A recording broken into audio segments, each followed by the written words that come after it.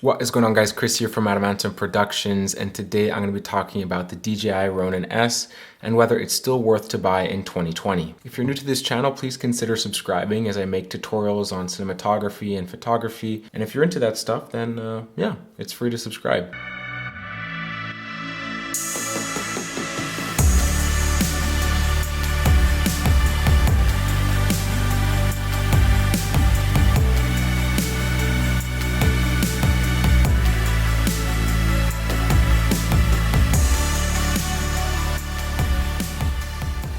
So right off the bat, the DJI Ronin-s was released the 29th of May in 2018.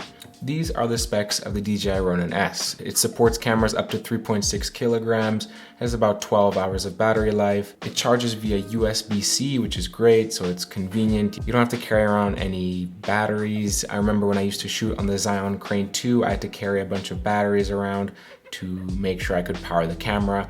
And fortunately, with my camera setup with the Canon EOS R, the Aperture MC, as well as the DJI Ronin-s, they all charge via USB-C, so I can carry a few of those chargers around and charge everything in my kit. Now the DJI Ronin-s is on the heavier side. When it came from the Zion Crane 2, it was a little bit lighter, but that said, the ergonomics of the Ronin-s feels a lot better as the grip is rubberized. When shooting with the DJI Ronin-s over longer periods of time, the strain is less. Not to mention the amazing advantage of this gimbal is that it can break down into many pieces so that storing it away in your camera bag is easy. Now to quickly answer the question, is this gimbal still worth it in 2020? You're gonna have to look at some of the competitors. As of right now, the competitors are the Moza Air 2 and the Crane 3 from Zion. The reason I chose this one is because it seemed to tick most of the boxes that I look for when I was gonna buy a gimbal. First off, like mentioned before, the portability. This can break down very easily and be stored away in your camera bag. It charges via USB-C, so it's extremely convenient. Its payload and strength is very high, so when putting on my Canon EOS R, even with its battery grip and the 16-35 f2.8, I have no issues balancing the gimbal. Speaking of balancing the gimbal, the DJI Ronin-s is easy but not the best gimbal to balance. The easiest gimbal, in my opinion, to balance was the Zion Crane 3, as you can lock each of the axes to focus on balancing one axis at a time. Balancing the Ronin-s is pretty straightforward, and like most gimbal models where you just have to balance each axis at a time while trying to hold the other axes from moving around too much. Now, one of my favorite modes with this is the 360 barrel roll, and that allows you to turn your camera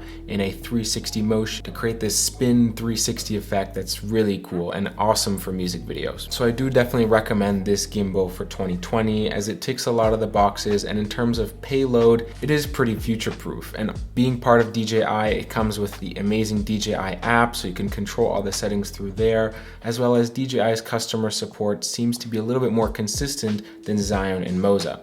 When I was trying to fix my Crane 2, I couldn't get any help from any Zion staff as they didn't reply to their emails. But DJI is a trustworthy company. I have their DJI Mavic Air, and I just trust them in general. And trust is a really big factor, especially with electronic gimbals like this. If something were to go wrong with it, you would want good customer service. There are also some cool accessories you can get for the DJI Ronin-s, like a follow focus and extra handles, so you can use the gimbal really the way you want. I personally haven't purchased any of these things as I like to travel lightweight and shoot with as few items as possible. Another feature I really love about the DJI Ronin-s when coming from the Crane is that it has a trigger.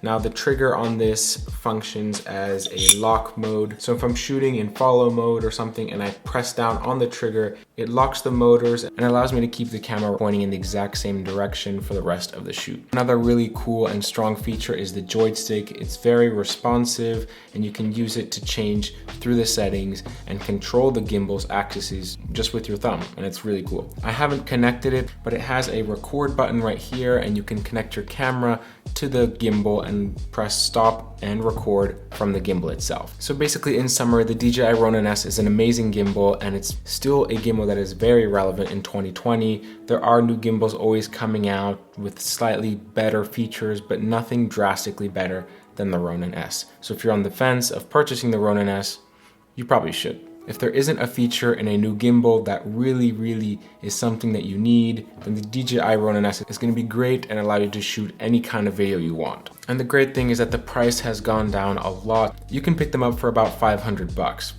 And if you guys want, I have an Amazon link in the description with the Ronin-s if you want to pick it up. Full disclosure, it is an affiliate link, so I do get a little support from it, but if you're planning to buy it, then I'd greatly appreciate it if you purchase it with that link. That's pretty much it for this video, guys. Thank you so much for watching. Chris here from Adamantium Productions. If you want more videos like these, please consider subscribing, as I post weekly and provide the best quality content when it comes to photo and video products. Hope you enjoyed the video, and I'll see you in the next one. Peace.